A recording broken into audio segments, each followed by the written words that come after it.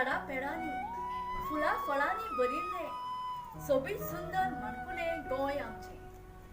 दर्याच्या लाटाचेर वाऱ्याच्या मधुर तालाचेर सुरार सूर मेळून गावपी अशा रसीक गोंयकाराचें गोंय आमचें. गोंय म्हजें, गोंय म्हजें, गोंय म्हजें, गोंय म्हजें.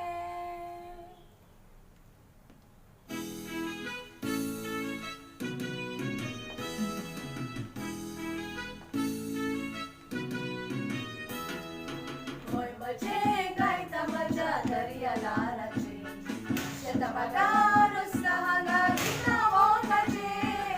गोंय म्हजें गायता म्हज्या दर्या लाराचेर, शेताबागार रस्ता हांगा गितां मोगाचेर.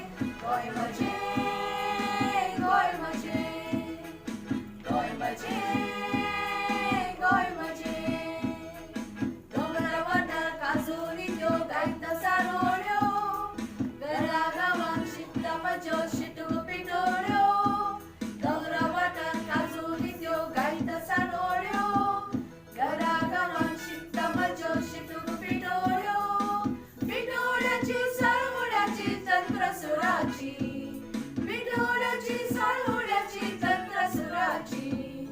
गोंय म्हजें गायता म्हज्या दर्या लाराची, गोंय म्हजें गायता म्हज्या दर्या लाराची. शेताबागार रस्ता हांगा गितां मोगाचेर. गोंय म्हजें, गोंय म्हजें, गोंय म्हजें, गोंय म्हजें. माडार माडार स्तवन कशें कवन रेंगाचें, दर्या लाराचेर सवन हवन धाऱ्याचें. माडार माडार स्तवन कशें कवन रेंद्राचें, दर्या लाराचेर सवन हवन धाऱ्याचें. पिकता मोग गोंयचो ताच्या स्वास स्वासाचेर, पिकता मोग गोंयचो ताच्या स्वास स्वासाचेर. गोंय म्हजें गायता म्हज्या दर्या लाराचेर, गोंय म्हजें गायता म्हज्या दर्या लाराचेर. शेताबागार रस्ता हांगा गितां मोगाचेर. गोंय म्हजें गायता म्हज्या दर्या लाराचेर. शेताबागार रस्ता हांगा गितां मोगाचेर. गोंय म्हजें, गोंय म्हजें, गोंय म्हजें, गोंय म्हजें, गोंय म्हजें, गोंय म्हजें. Respected headmistress, teachers, and my dear students. Today is a great day in the life of Goans as we celebrate the 59 years of Goa's liberation. Goa was liberated on 19 December 1961 from around 450 years of Portuguese rule. Goa's liberation day made the independence of India complete as the Britishers left India. So, it is a happiest moment in the history of our land. So 19 December indeed is a landmark not only for the people of Goa but the people of the rest of our country. Journalist, film artist contributed for the freedom of Goa. We express our gratitude to them. We salute our freedom fighters. Goa has a special place in every Indian's heart. Liberation Day is a time to pause, to reflect, and to capture the spirit of Goa. It invites us to breathe the air of freedom. God has blessed us magnificent and scenic beauty. To preserve this beauty remains our duty. And we see Goa's beauty for the last 59 years. We see many progress, achievements, but on the other side, Goa has stripped of its greenery Goa is stripped of its natural beauty. So it is our duty and responsibility to protect and save our environment. Today, we see in the name of development, environmental exploitation is taking place, which leads to natural disasters like drying of rivers, water bodies, untimely rain, long hot summer, and flood pollution, etc.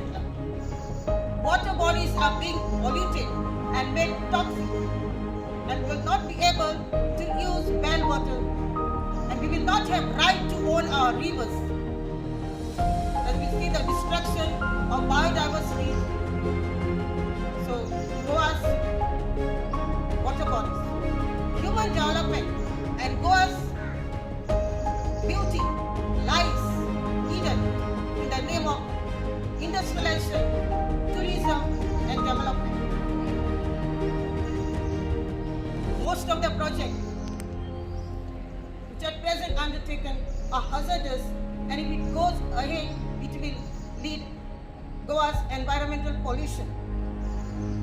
We the people of India always live by respecting nature and protecting our environment. Our beautiful beaches, rivers, natural surroundings. Tourism get attracted to this, and we cannot destroy the beauty of our nature. Today, we see in the name of development, evils that pose a great threat to the society.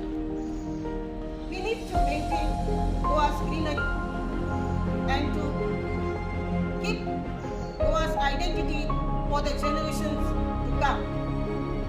So I urge the state government to stop the project which are eco-sensitive, highly polluting, and very sensitive, which threatens the very survival of our decent living.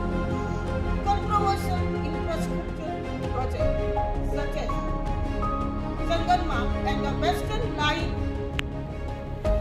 railway track of second time from Kasaragod to Marmugao Harbour to transport coal to Karnataka should be stopped.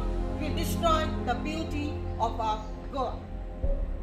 So, I appeal to all to come together with one mind in spite of your ideology and affiliation, and to protect our beautiful Goa's environment. दिसाची तुमकां सगळ्याक मोनीत परबी. आमच्या ह्या गोंयांत वेगवेगळ्या जाती धर्माचे लोक रावतात आणि हेच वेगळेपण आमच्या सुंदर सैमात लेगीत आमकां दिसून येता. तरेकवार फळां फुलां, सुकडी सावदां आनी झाडां पेडांचे हे आमचे गोंय.